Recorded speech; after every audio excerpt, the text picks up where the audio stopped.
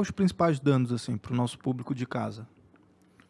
São vários, né? Tem várias formas da gente pensar também esses danos que a pornografia pode causar, mas o primeiro deles, que eu acho que causa mais impacto quando a gente entende, é que a pornografia altera o funcionamento cerebral. Ou seja, tal como uma droga, né? Uma cocaína, um crack, a pornografia afeta o sistema de recompensa do cérebro. Então, não é uma coisa, não é um negócio aqui que não faz mal nenhum, não.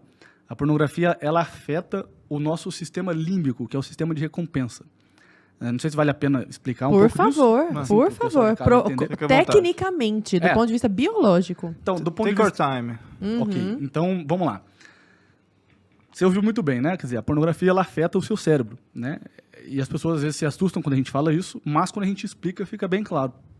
A neurociência, nos últimos anos, ela vem estudando, certo? Como que a pornografia, ela funciona no cérebro humano. Então, através de uma série de tomografias, sugiro aqui que vocês procurem pelo Gary Wilson, que é um biólogo, inclusive, um neurocientista, ele é falecido agora, ano passado.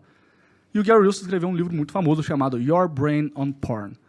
E nesse livro ele reúne ali uma série de estudos, uma série de, enfim, né, pesquisas, mostrando como que a pornografia afeta o sistema límbico cerebral. Vamos resumir aqui basicamente para o pessoal de casa entender. A gente tem um neurotransmissor chamado dopamina, né? Todo mundo sabe que a dopamina, né, quando a gente come uma coisa gostosa, o que a gente tem ali? Dopamina entrando no nosso cérebro. Exercício físico. Exercício físico. Sente prazer. Você sente prazer, né? Quando você, sei lá, come uma comida muito saborosa. Você tem o quê? Dopamina passando do neurônio A para o neurônio B. Quando, sei lá, você encontra um amigo que há muito tempo você não via, e aí você dá um abraço e você fica feliz, né? Quer dizer, essa sensação de prazer, de alegria mesmo de estar com um amigo, é o quê? Dopamina passando do neurônio A para o neurônio B. O que acontece? A atividade sexual humana é uma das atividades que mais dão dopamina para o cérebro. Quer dizer, a atividade sexual, ela é, das atividades humanas, talvez a mais prazerosa. O que acontece na pornografia? O que a neurociência descobriu? A neurociência descobriu que a pornografia, quando o sujeito vai lá e ele consome pornografia, ele tem um disparo de dopamina muito alto. Muito mais alto do que ele teria numa relação sexual normal.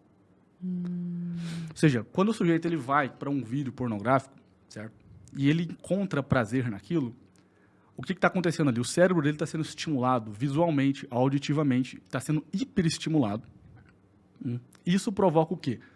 Um disparo de dopamina numa quantidade sobrenatural, sobre-humana. Então vamos pensar, numa relação sexual normal, certo?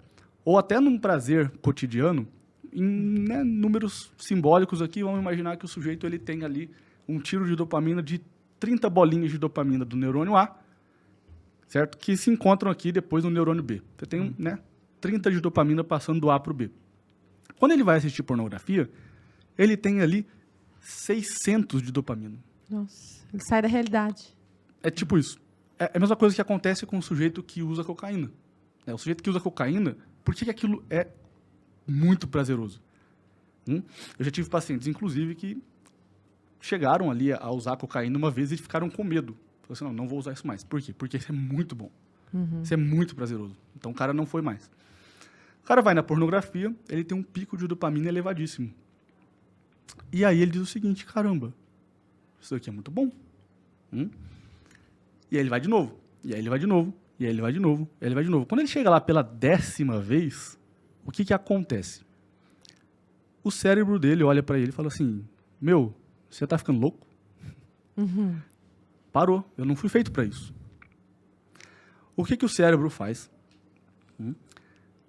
A neurociência descobriu que, após várias repetições dessa quantidade elevada de dopamina, os neurônios que recebem essa dopamina, eles fecham alguns receptores. Mais especificamente, os receptores D2 de dopamina.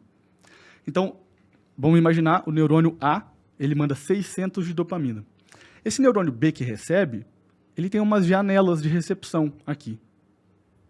Lá pela 10ª vez que o sujeito consome pornografia, o que esse neurônio de recepção faz? Ele fecha algumas dessas janelas. E bloqueia ali. Ele bloqueia. Então, se antes ele tinha 10 janelas de recepção, agora ele só tem 2. Na prática, o que acontece? Aquele mesmo conteúdo que o sujeito está acostumado a acessar, quando não ele dá acessa, tanto prazer. não dá tanto prazer. Exatamente isso. Puta, isso já vai na outra pergunta que eu tenho pra fazer. Não, mas espera. Não, eu vou te segurar, vou segurar. mecanismo Eu vou aí, segurar, né? vou segurar. Exatamente o que Tem acontece. tudo a ver, já captei aqui vossa mensagem. Mas e aí? Mas aí ele não tem tanto prazer, ele não vai se contentar com isso. E aí? E aí o que acontece é que nós, aí, em dependência química, nós chamamos isso de tolerância.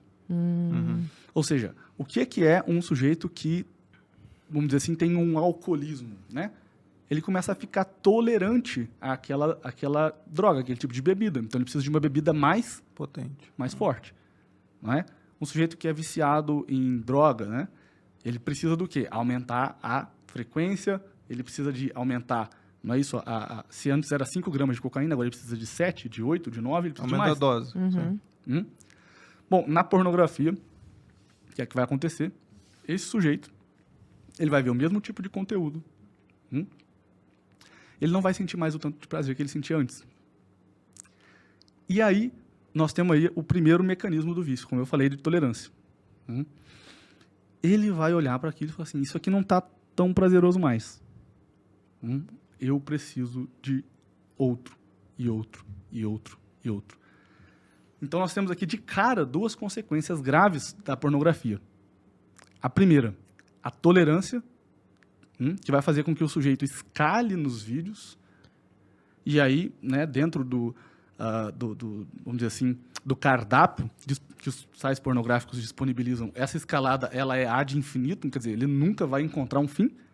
Porque você está falando essa escala do ponto de vista da bizarrice. Ele Exatamente, vai querer coisas né? mais bizarras. Exatamente. E em maior quantidade também. E em maior quantidade. Entendi. Então ele vai perder mais tempo e vai ver coisas mais pesadas. Exatamente, para encontrar a mesma quantidade de prazer. Só que isso é um mecanismo que não tem fim. E o segundo grande problema, que é o que eu vejo todo santo dia, atendendo gente no consultório, é o problema que o sujeito ele começa a perceber que o prazer que ele encontra na pornografia é maior do que o prazer que ele encontra numa relação sexual real. E aí isso vai matando o casamento.